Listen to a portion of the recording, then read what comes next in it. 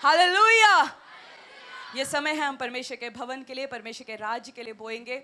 और भजन संहिता 35 के 27 में लिखा है कि परमेश्वर अपने दासों के कुशलता में प्रसन्न होता है। किस में प्रसन्न होता है? जब उसके दास, उसके लोग जब सक्सेसफुल हों, जब कुशल हों, तो परमेश्वर प्रसन्न होता है। क्या परमेश्वर खुश होता है आप बीमार हो? नहीं। आप कर्जों में हो, क्या परमेश्वर खुश होगा? आप बीमारियों में हो, प्रॉब्लम में हो, ट्रबल्स में हो, क्या परमेश्वर खुश होगा? वचन कहता है कि परमेश्वर अपने दासों के कुशलता में प्रसन्न होता है। और वचन में एक और चीज लिखा है कि परमेश्वर अपने दासों के लिए उत्तम भाग चुनता है। क्या चुनता है? उत्तम भाग चुनता है। आप जितने लोग बैठे हैं, अगर आप विश्वास करते हैं यीशु मसीह को अपने उद्धारकर्ता परमेश्वर के रूप में, परमेश्वर ने आपके लिए उत्तम भाग चुना है। बेस्ट परमेश्वर ने आपके लिए चुना है। बेस्ट हेल्थ परमेश्वर ने आपके लिए चुना है। बेस्ट करियर परमेश्वर ने आपके लिए चुना है। बेस्ट फाइनेंसेस परमेश्वर ने आपके लिए चुना है, क्योंकि वचन सच्चा है। आप विश्वास कर सकते हैं कि परमेश्वर, तूने बोला कि तू अपने दासों के लिए उत्तम भाग चुनता है। एक वचन पढ़ेंगे यूहन्ना 21 का 1 से। यूहन्ना 21 का 1 से। इन बातों के बाद यीशु ने अपने आप को तिबिरियास झील के किनारे चेलों पर प्रकट किया।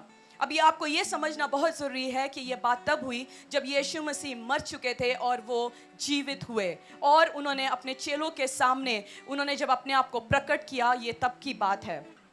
शमौन पतरस और थोमा और गलील के काना नगर को नतनियल और जब्दी के पुत्र और उसके चेलों में से 2 और जन इकट्ठे थे। शमौन पतरस ने उनसे कहा, मैं मछली पकड़ने जा रहा हूं। उन्होंने उससे कहा, हम भी तेरे साथ चलते हैं। पतरस कहां जा रहा है? मछली पकड़ने जा रहा है। उसने अपने जाल बिछाया नदी में और वो मछली पकड़ रहा है, और चेलों ने बोला, चल हम भी तेरे साथ चलते हैं मछली पकड़ने के लिए। अतः वह निकल कर नाव पर चढ़े, परंतु उस रात कुछ न पकड़ा। पतरस जो मछुआरा, ये आपको समझना बहुत जरूरी है। पतरस मछुआरा था बाय प्रोफेशन। उसको पता था एग्जैक्ट टाइम कौन सा है मछली पकड़ने का, सीजन कौन सा है मछली पकड़ने का, बेस्ट टाइम कौन सा है मछली पकड़ने का। उस रात वो चेलों के साथ गया मछली पकड़ने के लिए। पूरी रात मछली पकड़ने की कोशिश की, परंतु एक भी उसने नहीं पकड़ा। उसके बाद भोर होते ही यीशु किनारे पर आ खड़ा हुआ। यीशु कहां आके खड़ा हुआ? किनारे पर यीशु आके खड़ा हुआ। तो भी चेलों ने नहीं पहचाना कि यह यीशु है। तब यीशु ने उनसे कहा, हे बालकों, क्या तुम्हारे पास कुछ मछलियां हैं? उन्होंने उत्तर दिया, नहीं। उसने उनसे कहा, नाव के दाहिनी ओर जाल डालो तो पाओगे। अतः उन्होंने जाल डाला, और अब मछलियों की बहुतायत के कारण उसे खींच न सके। तब उस चेले ने जिससे यीशु प्रेम रखा था पतरस से कहा, यह तो प्रभु है। शिमोन पतरस ने यह सुनकर कि वह प्रभु है, कमर में अंग रखा कस लिया, क्योंकि वह नंगा था, और झील में कूद पड़ा। परंतु दूसरे चेले डोगी पर मछलियों से भरा हुआ जाल खींचते हुए आए, क्योंकि वह किनारे से अधिक दूर नहीं, पर कोई 200 हाथ पर थे। जब वे किनारे पे उतरे तो उन्होंने कोयले की आग और उस पर मछली रखी हुई और रोटी देखी। यीशु ने उनसे कहा, जो मछलियां तुमने अभी पकड़ी है उनमें से मुझे कुछ दे दो। तो शिमोन पतरस ने डोगी पर चढ़कर 153 बड़ी मछलियों से भरा हुआ जाल किनारे पर खींचा, और इतनी मछलियां होने पर भी जाल न फटा। यीशु ने उनसे कहा, आओ भोजन करो। पतरस बाय प्रोफेशन मछुआरा, आज आप बाय प्रोफेशन सॉफ्टवेयर इंजीनियर होंगे, बाय प्रोफेशन आप टीचर होंगे, बाय प्रोफेशन आप डॉक्टर होंगे, बाय प्रोफेशन आप एक्सपर्ट होंगे अपने करियर में, जैसे पतरस एक्सपर्ट था। बट यीशु नहीं था उस टाइम। यीशु ने उसको इंस्ट्रक्शन दिया, तूने पूरी रात जाल डाला, अब जाल उठा और उस तरफ डाल और देख तू मछलियों को पकड़ेगा। और जब पतरस ने उस इंस्ट्रक्शन को फॉलो किया तो इतना जाल भर गया, और उसको खींचते हुए पूरा जाल मछलियों से भर गया, परंतु जाल फटा नहीं। और जब उन्होंने देखा, लोगों ने बोला अरे ये तो यीशु मसीह है, और जाके जब देखा यीशु मसीह ने उनके लिए भोजन तैयार किया हुआ था, कोयले पर आग जला रखा था, मछलियां रखी थी, रोटी रखी थी, और यीशु ने पतरस से बोला जो तू मछली पकड़ के लाया है उसमें मुझे दे। जब मैंने ये पढ़ा, मैंने परमेश्वर से बोला परमेश्वर तेरे पास तो ऑलरेडी मछली थी, तो तूने पतरस से क्यों मांगा मछली? अगर तू चाहता तो तुझे जितनी मछलियां चाहिए थी, जब तू थोड़े रख सकता था तो बहुत सारे भी रख सकता था, परंतु परमेश्वर आपका और मेरा पार्टनरशिप चाहता है कार्यों के लिए। जिस प्रकार परमेश्वर ने पतरस को बोला जो तू पकड़ के लाया है उसमें से मुझे दे और मैं खिला बना के तुम्हें ही खिलाऊंगा। जब आप इंस्ट्रक्शन को फॉलो करते हैं, उसके बाद परमेश्वर को आप अपने फिनेंसेस में से आप एक अंश देते हैं, एक पोर्शन आप परमेश्वर को देते हैं, वो परमेश्वर ब्लेस करके वही आपको वापस लौटाता है। जिस प्रकार पतरस को परमेश्वर ने बोला जो तू पकड़ के लेके आया उसमें से मुझे दे। क्या यीशु को जरूरत था उस मछलियों का? जो कुछ रख सकता था वो बहुत भी रख सकता था आग के ऊपर, परंतु पतरस को परमेश्वर ने बोला जो तू पकड़ के लेके आया मुझे उसमें से चाहिए। जो तू जॉब में से कमा के लेके आया मुझे उसमें से चाहिए। जो तूने प्रॉफिट बनाया मुझे उसमें से चाहिए, ताकि वो ब्लेस करके तेरे पास वापस लौट के आए। क्योंकि उस टाइम यीशु भूखा नहीं था, चेले भूखे थे। चेले पूरी रात मेहनत करके थक चुके थे और यीशु जानता था इनको भूख लग रही है, उसने खाना बनाया और वापस चेलों को ही दिया। उसी प्रकार जब हम अपने फिनेंसेस में से एक पोर्शन उठा के परमेश्वर को देते हैं, परमेश्वर जानता है हमारी जरूरतों को और उसको ब्लेस करके वो हमें ही वापस करता है। उसको किसी भी चीज की कमी नहीं है। जिसने आकाश, पृथ्वी, जिसने सूरज, तारागण सब कुछ बनाया, जिसने धरती के नीचे सोना को बनाया, डायमंड को बनाया, क्या उसको आपके एक पोर्शन की जरूरत है? उसको जरूरत नहीं है। परंतु अगर आपको ब्लेसिंग चाहिए तो आपको उसके साथ पार्टनर बनना पड़ेगा, पार्टनरशिप में जाना पड़ेगा ताकि आप ब्लेस्ड हो। और यीशु ने चेलों से बोला, पतरस से बोला तू मछलियां तो बहुत पकड़ के लाया, अब मेरे को ये बात बता क्या तू मेरे लोगों की रखवाली करेगा? आगे पढ़ेंगे। भोजन करने के बाद यीशु ने शमौन पतरस से कहा, हे शमौन यूहन्ना के पुत्र, क्या तू इन सब से बढ़कर मुझसे प्रेम रखता है? उसने उससे कहा, हाँ प्रभु, तू जानता है कि मैं तुझसे प्रेम रखता हूं। उसने उससे कहा, मेरे मेमनों को चरा। उसने फिर दूसरी बार उससे कहा, हे शमौन यूहन्ना के पुत्र, क्या तू मुझसे प्रेम रखता है? उसने उनसे कहा, हाँ प्रभु, मैं जानता हूं कि मैं तुझसे प्रीति रखता हूं। उसने कहा, मेरी भेड़ों की रखवाली कर। और तीसरी बार परमेश्वर ने पतरस को बोला, मेरी भेड़ों को चरा। जब आप वर्क करके आते हो, जब आप फिनेंसेस को कमा के आते हो, परमेश्वर चाहता है कि उसके लोगों की रखवाली करे, उसको लोगों को चराए। आप मेहनत करके आते हो, फिर जब आप कलीसिया में आके सेवा करते हो, आप शरीर के साथ सेवा करते हो, आप फिनेंसेस के साथ सेवा करते हो, आप बोलते हो परमेश्वर मैं तेरे लोगों को चराता हूं, तेरे लोगों की मैं रखवाली करता हूं, अपने फिनेंसेस के साथ, अपने शरीर के साथ। जो पुलपिट के आग के ऊपर प्रचार करता है वो ही सिर्फ सेवा नहीं करता, परंतु जिसने कल रात यहाँ 12 बजे तक सेवा किया वो भी एक सेवक है। जो आज सुबह 5:30 बजे से कलीसिया में आके कलीसिया को सुंदर बनाने के लिए तैयारी कर रहा है, वो भी एक सेवक है, वो भी एक पतरस है। परमेश्वर ने बोला, पतरस तेरे ऊपर मैं कलीसिया का निर्माण करूंगा। सो सिर्फ प्रचारक का काम नहीं है आके प्रचार करके जाना, परंतु जितने लोग कलीसिया में आते हैं हम सबका ये काम है। परमेश्वर ने हमें पतरस के समान बुलाया। हम सब एक्सपर्ट होंगे अपने अपने प्रोफेशन में, परंतु जब परमेश्वर का इंस्ट्रक्शन हम फॉलो नहीं करेंगे, परमेश्वर बोलता है तूने बहुत मछलियों को पकड़ा, क्या पूरी रात तूने मेहनत किया पर तूने एक भी मछली नहीं पकड़ा, पर अब मेरा इंस्ट्रक्शन फॉलो कर, मैं बहुत सारे मछलियों को दूंगा और उसके बाद तूने मेरे लोगों की रखवाली करना है, तूने मेरे लोगों को चराना है। परमेश्वर का जब आप बाइबल जब पढ़ते हैं, सब कुछ मिलके एंड में परमेश्वर यही कहता है कि मेरे लोगों का ध्यान रखो, मेरा भवन का ध्यान रखो। मलाकी 3:10 में लिखा है कि सारे दशांश मेरे भवन में ले आओ ताकि मेरे भवन में कोई भी भोजन वस्तु की घटी ना हो।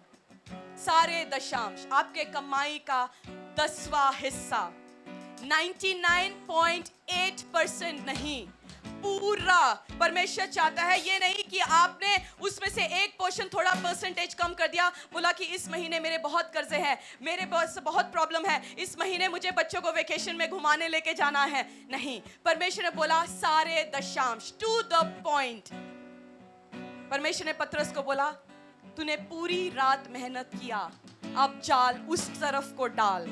पतरस बोल सकता होगा कि परमेश्वर यहाँ क्यों, यहाँ से मैं थोड़ा इस तरफ डालता तो जाल आता, मछलियां पकड़ता वो। नहीं, to the point, instruction to the point जब हम फॉलो करते हैं तब आशीष आता है।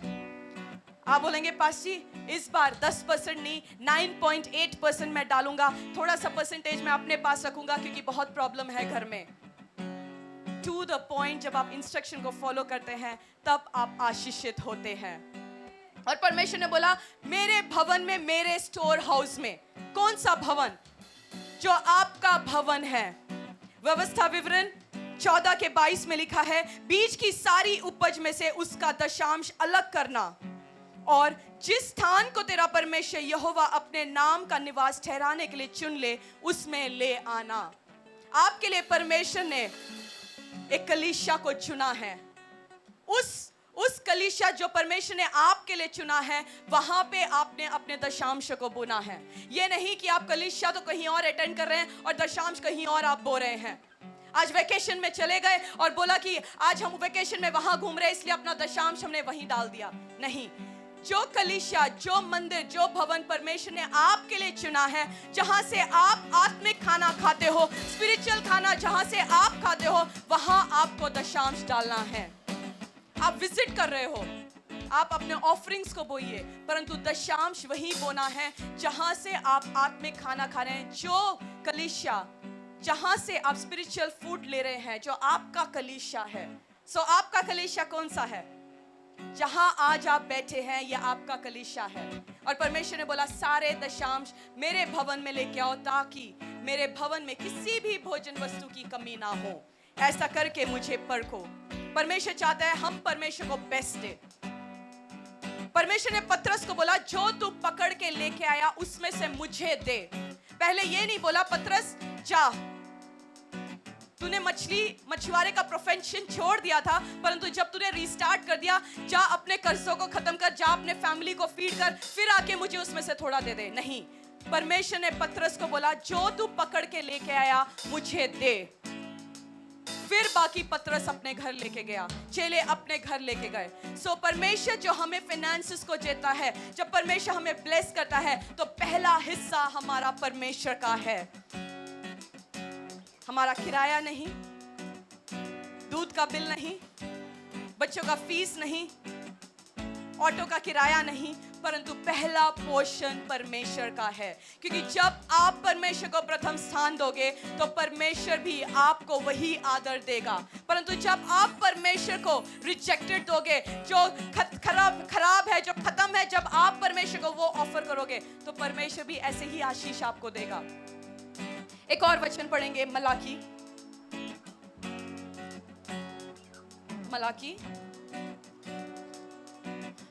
जो है पुराने नियम का लास्ट किताब है और इसके बाद 400 साल तक परमेश्वर ने कोई बात नहीं किया अपने लोगों से। 400 साल तक परमेश्वर ने कोई बात नहीं किया। और जब आप मलाकी की पुस्तक पढ़ेंगे, जो जिस्ट हम पढ़ते हैं, जो लास्ट परमेश्वर ने कह के छोड़ा वो क्या है? जिस्ट है ना। जैसे हम कहीं घूमने जाते हैं, अपने बच्चों को बोलेंगे अरे तूने ताला चेक किया, लास्ट क्या था, क्या तूने करके देखा? इंपॉर्टेंट चीज लास्ट में कह के छोड़ जाते हैं। उसी प्रकार मलाकी जब बोला गया, उसके बाद उस भविष्यवक्ता के बाद 400 साल तक साइलेंस था और परमेश्वर ने अपनी दिल की बात लोगों तक बताई। उसमें से एक वचन मैं आपके लिए पढ़ना चाहती हूँ, मलाकी 1:6 से लेकर 11। पुत्र पिता का और दास स्वामी का आदर करता है। यदि मैं पिता हूं तो मेरा आदर कहां है, और यदि मैं स्वामी हूं तो मेरा भय मानना कहां है? सेनाओं का यहोवा तुम याजकों से भी जो मेरे नाम का अपमान करते हो यही बात पूछता है, परंतु तुम पूछते हो हमने किस बात में से तेरे नाम का अपमान किया? यहाँ कलीसिया जो याजक लिखा गया है, उस टाइम कुछ ही लोग याजक थे, परंतु आज हम सब लोग यहाँ याजक हैं। तो परमेश्वर का वचन हम सबसे ये कहता है कि पिता का तो आदर होता है, परंतु मेरा आदर कहाँ है। और परमेश्वर ने बोला, तुम मेरी वेदी पर अशुद्ध भोजन चढ़ाते हो, तो भी तुम पूछते हो हम किस बात से तुझे अशुद्ध ठहराते हैं। इस बात में भी कि तुम कहते हो यहोवा की मेज तुच्छ है। जब तुम अंधे पशु को बलि करने के लिए समीप ले आते हो, तो क्या यह बुरा नहीं है। उस टाइम हम जानते हैं कि लोग अपने भेड़ बकरियों को, अपने गाय बैलों को बलियों के रूप में चढ़ाते थे, और उनको बेस्ट चढ़ाना चाहिए था, परंतु लोग बेस्ट नहीं चढ़ा रहे थे। जो ब्लेमिश था, जो खराब था, वो लोग लेके आके चढ़ाते थे। आज हम में से भी बहुत लोग ऐसे अशुद्ध ऑफरिंग्स को चढ़ाते हैं जो कहीं यूज नहीं होता। हमारे घर में भी जो इस्तेमाल नहीं होता, हमें लगता है वो चर्च में दे दो। जो नोट कहीं नहीं चलता, ना ऑटो वाला देगा, ना रिक्शे वाला लेगा, कोई कहीं नहीं चलता। रिजेक्टेड पीस, हम बोलेंगे कोई बात नहीं, कलीसिया के भवन में दे देते हैं, ऑफरिंग में तो चल जाएगा, किसी को पता भी नहीं चलेगा मैंने डाला। परमेश्वर बोलते हैं तुम अशुद्ध नोट्स, तुम अशुद्ध ऑफरिंग्स मेरे सामने लेके आते हो। मैंने एक बार पहले भी बोला, मैंने अपने हस्बैंड से एक चीज सीखा। जैसे हमारी नई नई शादी हुई थी, और जब सैलरी अकाउंट में आता था, वो जाते थे एटीएम ढूंढते थे और नए नोट्स को लेके आते थे परमेश्वर के भवन में डालने के लिए। और मेरे को समझ नहीं आता था ये बार बार एटीएम क्यों जा रहे हैं, किसी में पैसा नहीं है, सोचते जा रहे पैसा नहीं होगा। बट बाद में पता चला वो चेक कर रहे थे, जहां से मुझे नया नोट मिलेगा मैं बेस्ट परमेश्वर को दूंगा। ये नहीं हम फटा हुआ जो कॉइन जो बिल्कुल रिजेक्टेड है, कि 10 के कॉइन जो ऑटो वाला भी बोलता है कि भाई ये रिजेक्टेड है, हम जाके ऑफरिंग में डाल देते हैं। परमेश्वर बोलता है तुम अशुद्ध मेरे सामने लेके आते हो। जब तुम लंगड़े या रोगी पशु को ले आते हो, तो क्या यह बुरा नहीं। अपने हाकिम के पास ऐसी भेंट ले जाओ। आप किसी को गिफ्ट देते हो, ऐसा नोट आप दे के देखो। आप किसी की शादी में जाते हो, आप ऐसा नोट दे के देखो वो क्या बोलता है आपसे। जब हम शादी में जाते हैं, हम जब गिफ्ट देते हैं, हम सोचते हैं बेस्ट नोट देना चाहिए, करारा नोट देना चाहिए हमें। परंतु परमेश्वर के भवन की जब बात आती है, हमें लगता है अरे कोई भी डाल दे तो क्या बात है, लेने वाले को पता नहीं चलेगा, देने वाला मैं हूं, मेरे अलावा किसी को पता नहीं चलेगा। सो हमें कैसा बोना है, हमें बेस्ट बोना है। अगर आप बेस्ट अपने जीवन में चाहते हैं तो आप बेस्ट बोइए, फाइनेंस बेस्ट बोइए, शरीर के साथ बेस्ट सेवा बोइए। आपको जो ऑफरिंग्स डालना है, पूरे हफ्ते आप छानिए, छांट मारिए, अपने नोट्स को चेंज कीजिए, बोलिए मुझे नया नोट दो, अच्छा नोट दो, क्योंकि मैं ऑफरिंग को तैयार कर रहा हूँ संडे के लिए, वेडनेसडे के लिए मैं अपने ऑफरिंग्स को तैयार कर रहा हूँ। अपना बेस्ट परमेश्वर के भवन के लिए लेके आइए। और परमेश्वर ने बोला, अपने हाकिम के पास ऐसी भेंट ले जाओ, क्या वह तुमसे प्रसन्न होगा या क्या तुम पर वह अनुग्रह करेगा। सोचो, जब राजा तुम पे अनुग्रह नहीं करेगा ऐसे ऑफरिंग्स में, क्या परमेश्वर अनुग्रह करेगा। हमारे रिजेक्टेड ऑफरिंग्स परमेश्वर रिसीव करेगा। जो घर में यूज नहीं होता, जो रिजेक्टेड है, वो हम बोलते हैं अरे चर्च को दे देते हैं। जो कूलर घर में पूरा सड़ा हुआ है, हम बोलेंगे अरे पासी गर्मी बहुत होगी शायद चर्च में, मेरा घर में एक कूलर है, ये लगा दो, ये चल जाएगा। रिजेक्टेड, आपके घर में तक यूज नहीं हो रहा, बट आप बोलेंगे पासी इसको परमेश्वर के भवन में रख लो, यूज होगा। परमेश्वर बोलते हैं तेरा हकीम तक तो ऐसे ऑफरिंग्स को स्वीकार नहीं करेगा और वो तुझ पे अनुग्रह नहीं देगा, तो क्या मैं उसको रिसीव करके तेरे ऊपर अनुग्रह को रिलीज करूंगा। अब मैं तुमसे कहता हूं, ईश्वर से प्रार्थना करो कि हम लोगों पर अनुग्रह करे, ये तुम्हारे हाथ से हुआ। तब क्या तुम समझते हो कि परमेश्वर तुमसे किसी का पक्ष करेगा। सेनाओं के यहोवा का यही वचन है। भला होता कि तुम में से कोई मंदिर के किवाड़ों को बंद करके तुम मेरी वेदी पर व्यर्थ आग जलाने न पाते। सेनाओं का यहोवा का यही वचन है, मैं तुमसे कदापि प्रसन्न नहीं हूं और ना तुम्हारे हाथ से भेंट ग्रहण करूंगा, क्योंकि उदयाचल से लेकर अस्ताचल तक जाति जाति में मेरा नाम महान है, और हर कहीं मेरे नाम पर धूप और शुद्ध भेंट चढ़ाई जाती है, क्योंकि अन्य जातियों में मेरा नाम महान है। सेनाओं का यहोवा का यही वचन है। सो आज कलीसिया, अपने दशांश को अपने हाथों में उठाएंगे, परमेश्वर बोलेंगे परमेश्वर तेरे आज्ञा के अनुसार, फुल ओबीडियंस, पार्ट ओबीडियंस नहीं परमेश्वर, फुल ओबीडियंस। तूने बोला सारे दशांश, मेरे कमाई का पूरा 10वां अंश परमेश्वर मैं तेरे भवन के लिए लेके आया हूँ खुदावन, ताकि तेरे भवन में किसी भी भोजन वस्तु की कमी ना हो खुदा। और परमेश्वर तूने बोला ऐसे करके मुझे परख के देखो कि मैं आकाश के झरोकों को तुम्हारे लिए खोलकर तुम्हारे ऊपर अपरंपरार आशीषों की वर्षा करूंगा। तुम्हारे फल कभी भी कच्चे नहीं गिरेंगे, तुम्हारी टेस्टिमनीज कभी भी कच्चे नहीं गिरेंगे परमेश्वर। जो फल हमारे अंदर है खुदावन, तूने बोला तुम्हारा फल बना रहेगा जब तुम मेरे वचन के अनुसार खड़े और बने रहोगे परमेश्वर। हमारी टेस्टिमनीज बनी रहेगी परमेश्वर, हमारी टेस्टिमनीज कच्चे नहीं गिरेंगे परमेश्वर, ये तेरा वायदा है। तूने बोला आई विल रिब्यूक द डिवॉरर, जो नाश करने वाला आएगा, जो हमारी खेती को नाश करने वाले आएंगे, जो हमारे फाइनेंस को खत्म करने की कोशिश करेंगे, जो हमारे शत्रु हमारे इर्द गिर्द हमें खत्म करने के लिए आएंगे परमेश्वर खुदावन। सेनाओं का यहोवा, सेनाओं का यहोवा, सेनाओं का यहोवा, तू उनको घुड़केगा परमेश्वर। वो आएंगे एक तरफ से परंतु भागेंगे 7 तरफ से परमेश्वर, ये तेरा वायदा है खुदावन। जब हम दशांश में विश्वास योग्य होते हैं,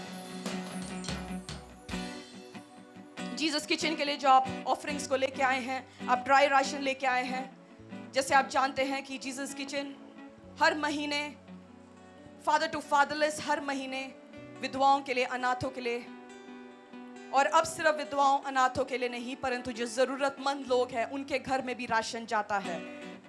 सो उनके लिए जो भूखे हैं, प्यासे हैं, जिनके लिए एक टाइम का खाना भी मुश्किल है, उनके लिए जो आप ड्राई राशन या अपने कैश के द्वारा आप लेके आए उसको ऊंचा उठाएंगे, परमेश्वर को बोलेंगे परमेश्वर जीसस किचन के लिए जो डेली फीडिंग प्रोग्राम है, डेली जो लोगों को हम खाना खिलाते हैं, हम जानते हैं परमेश्वर उनमें से कई स्वर्गदूत आके वो खाना खा के जाते हैं परमेश्वर, और ब्लेसिंग्स को रिलीज करके जाते हैं पिता परमेश्वर खुदावन। तेरे वचन में लिखा है जब तुम ऐसा करते हो तो तुम मुझे खाना खिलाते हो। हम जानते हैं खुदावन जब डेली उस जीसस किचन के द्वारा खाना जानता है, वो 250-300 लोग डेली जब खाना खाते हैं परमेश्वर, उनमें से बहुत सारे स्वर्गदूत भी उस दिन आके खाना खा के जाते हैं और हमारे लिए आशीषों को रिलीज करते हैं परमेश्वर। जिस प्रकार तूने याकूब के लिए स्वर्गदूत के द्वारा आशीष को रिलीज किया, अब्राहम के लिए उस स्वर्गदूत ने आके आशीष को रिलीज किया परमेश्वर खुदावन।